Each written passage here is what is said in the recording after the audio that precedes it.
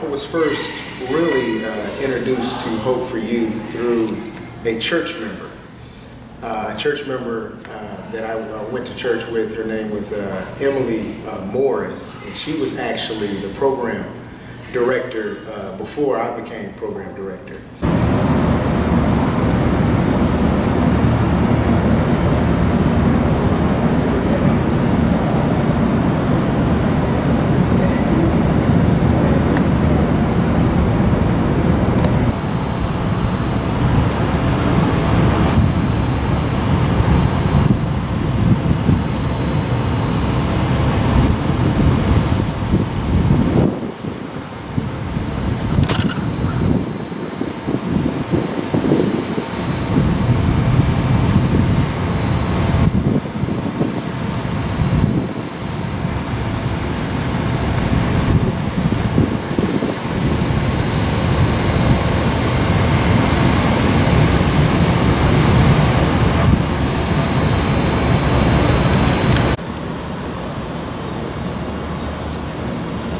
Like that.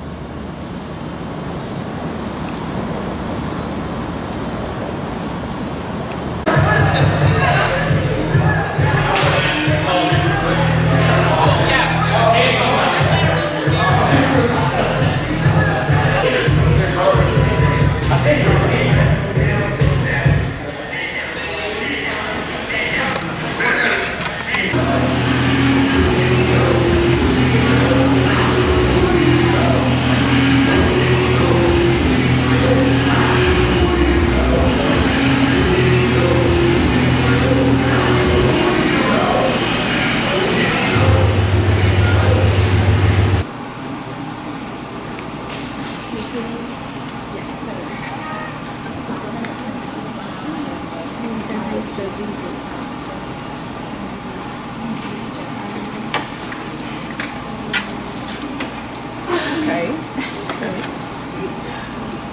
Wait a minute. I'll explain. With devotion. If you had that hour, what would you do? Maybe you want to go out on the canoe and sing hymns, whatever. If you had 5 minutes, what would you do?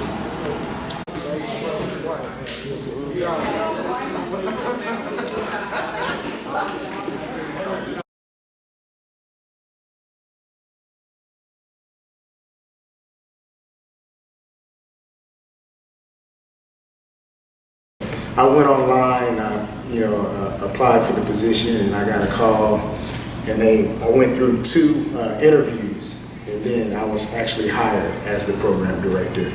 And I've been in December 10th, 2016, it will be 2 years for me as serving as the program director, and I've loved it. I fell in love with the kids, I fell in love with our staff, and just the volunteers, and just, really being able to pour into these youth. Many of them are homeless, and just being able to serve them and help them to grow spiritually, academically, and socially. Well, I have several goals for Hope for Youth, and they all are kind of centered around our mission statement, which is to, we exist in order to build and maintain long-term Christian mentoring relationships with urban youth, to challenge and enable them to reach their full potential spiritually, academically, and socially. Spiritually, Friday Night Live, our outreach events, camps and retreats, and as well as academically with the College and Career Prep program and our mentorship program, which helps them grow spiritually from one-on-one mentoring. So with all that being said, I want all the programs to be thriving. And when they're thriving, and I think, then I think my goals are met.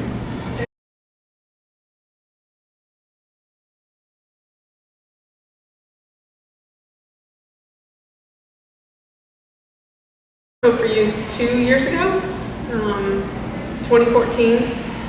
It was a God thing, honestly. I knew I was moving to Houston, and I searched. This is one of the first places I looked. It was a job search site called ChristianJobs.com. It was one of the only places they posted this position, and my position is one of the first they've ever had in a development role like this. And so I saw 3 postings on that site and I figured I would really like to do this, so I came over and interviewed and they gave me the job that day. So a lot of the people who support Hope for Youth are former volunteers or formerly connected with us somehow. And when they either move away and they suddenly can't volunteer anymore, a lot of them have had children and they don't have as much time to volunteer, they stay committed to the ministry in whatever way they can, and a lot of times that's financially. So since Marcus and I have been here, we've really gotten to know a lot of the kids, and so I think we had 350 kids last year, which is quite a lot for us. The year before it was much lower. So yes, it's definitely grown a lot in the last year to year and a half.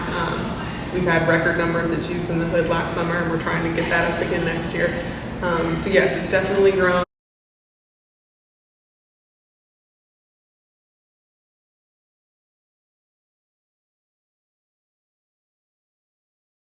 It's like a second home for me.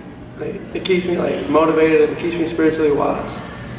And I feel like it really raised me as a child since I was like 12.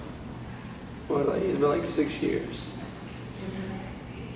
I want to major in history and become a history professor, retire, and become a senator, and then from there try to become president.